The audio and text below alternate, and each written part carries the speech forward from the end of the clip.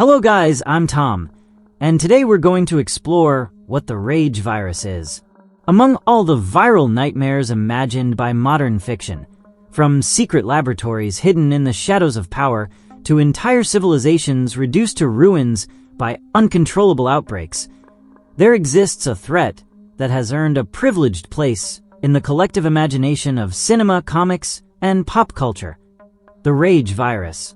This biological agent is not only the pulsating core of the films 28 Days Later and 28 Weeks Later, but now, more than 2 decades after its first appearance, it returns with force in 28 Years Later, a new cinematic installment that is already shaking theaters around the globe. What makes the rage virus legendary is not just its ferocity, but the surgical and ruthless way in which it dismantles everything we understand as human. Unlike the classic zombies of horror cinema, those infected by rage are not walking corpses, nor soulless supernatural entities. They are living people, biologically intact, trapped in a state of absolute fury, where consciousness dissolves and only the primal impulse remains: to attack, destroy, and spread the virus. Rage doesn't kill. Rage transforms. It turns human beings into unstoppable biological projectiles, driven by a violence so raw and visceral that it seems to emerge from the darkest and most repressed corners of the human soul. In this video, we're going to dive deep into the roots, secrets, and evolution of the rage virus, from its hidden origins in university laboratories to its uncontrolled spread across Great Britain, including its portrayal in graphic novels and its chilling scientific plausibility. We'll explore its viral anatomy, the physical and mental effects it inflicts on the infected, the stages of its mutation, and the deeper meaning behind its existence as a metaphor for the ethical collapse of modern science. We'll also analyze how this virus, fictional yet disturbingly plausible, represents a turning point in contemporary horror storytelling. Its presence in the 28 universe serves not just as a catalyst for chaos, but as a mirror to our own vulnerabilities, technological arrogance, social fragility, and that dangerous human habit of crossing lines we were never meant to cross. To truly understand what the rage virus is and what it represents, we have to go back to the year 2002. That's when 28 Days Later, known in Latin America as Exterminio, hit the big screen under the direction of Danny Boyle and the script by Alex Garland. The film didn't just revitalize British horror cinema, it redefined the concept of the infected in film. 5 years later, 28 Weeks Later expanded the universe and showed us the devastating consequences of trying to control the uncontrollable. But there's a hidden chapter in this story that many overlook: the graphic novel 28 Days Later, the aftermath, which reveals the true origins of the virus and the ethically questionable decisions that led to its creation. In this parallel story, we meet Clive and Warren, 2 researchers from Cambridge University obsessed with the brain mechanisms behind anger. Their research begins with an altruistic goal: to develop a chemical inhibitor capable of reducing human aggression, perhaps as a response to an increasingly violent world.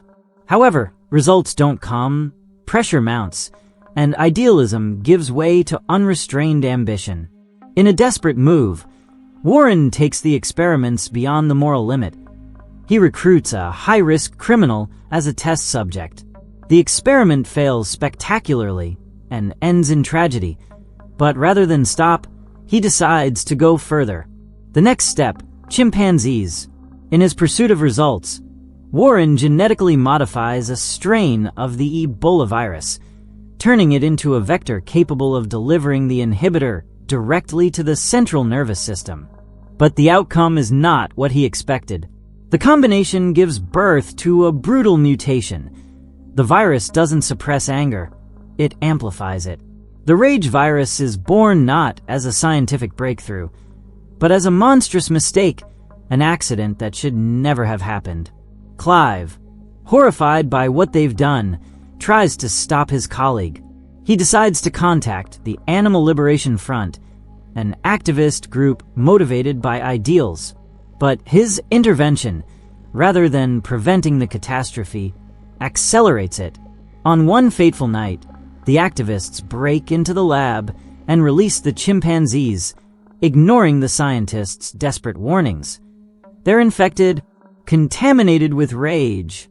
The cage is open. The animals attack. The infection, once contained, finds its first way out. From that moment on, there's no turning back.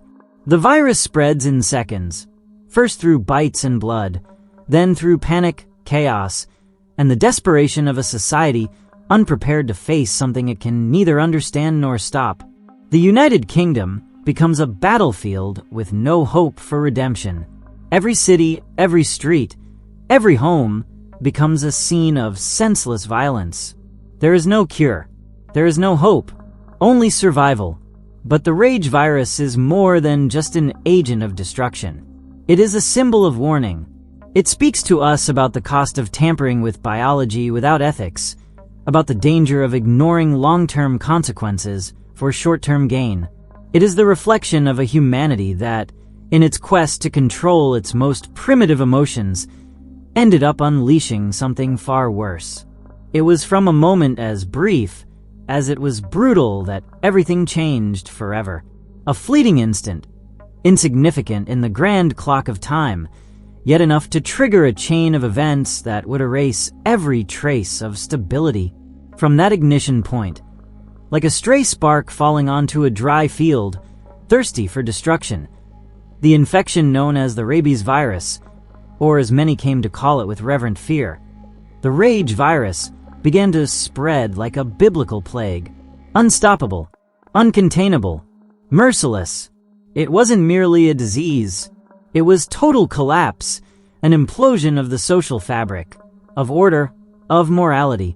The strongest structures, government, military, family, disintegrated like paper in fire. And what followed was something deeper than a pandemic.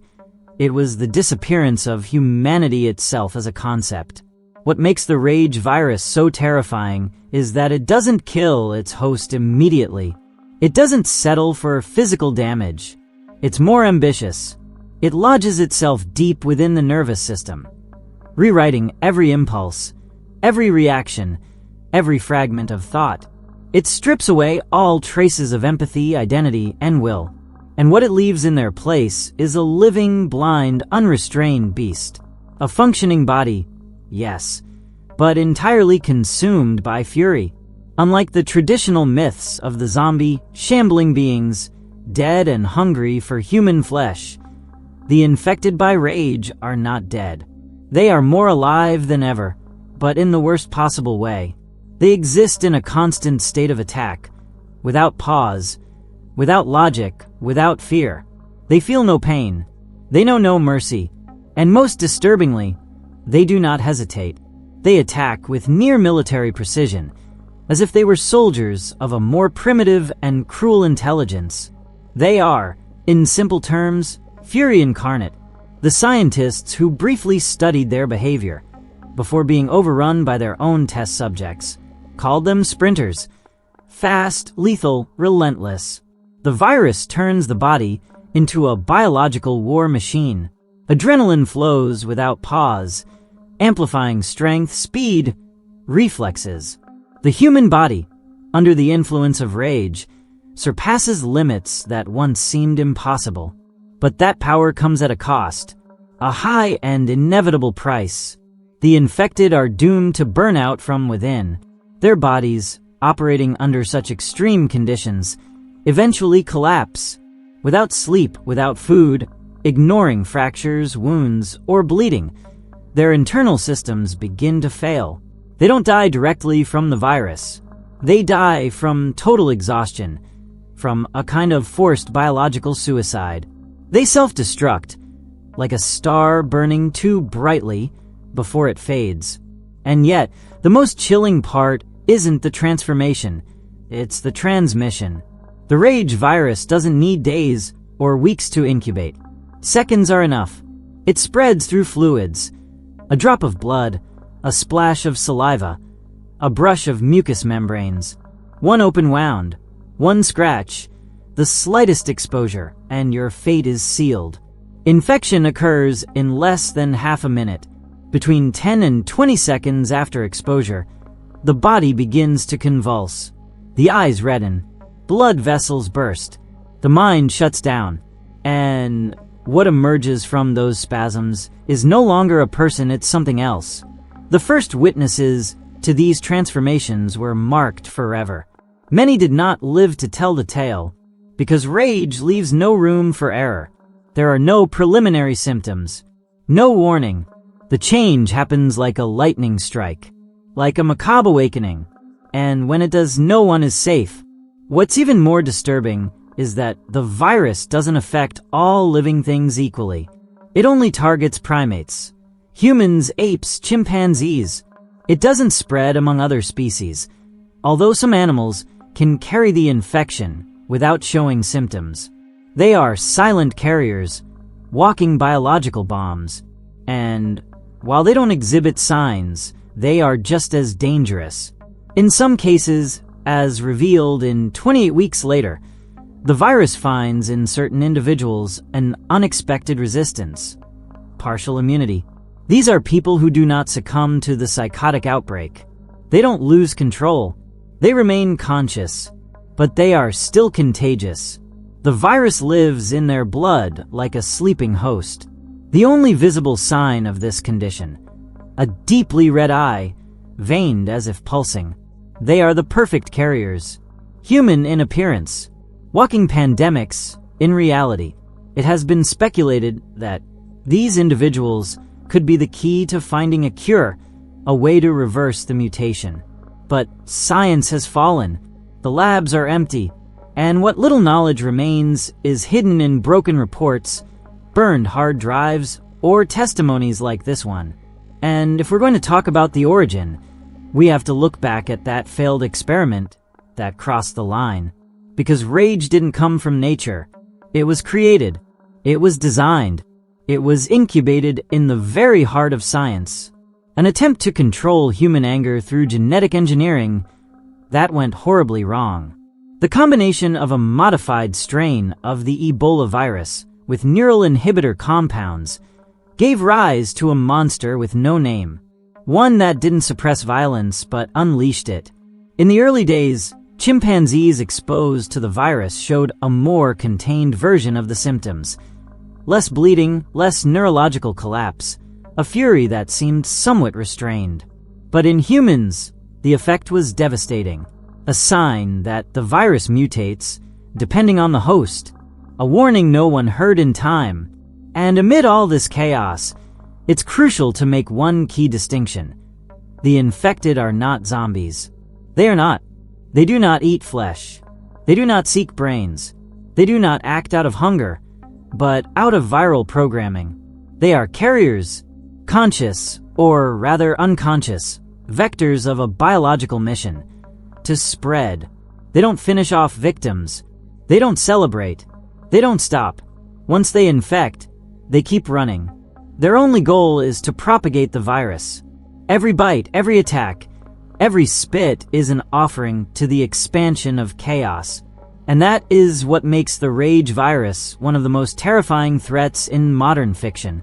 Because it doesn't show us an apocalypse triggered by mythological creatures or monsters from space, but one created by ourselves. It's a reflection, a dark echo of our own nature. It shows us what happens when moral boundaries are broken, when scientific caution is forgotten, when the most destructive emotion of the human experience, rage, is released without control.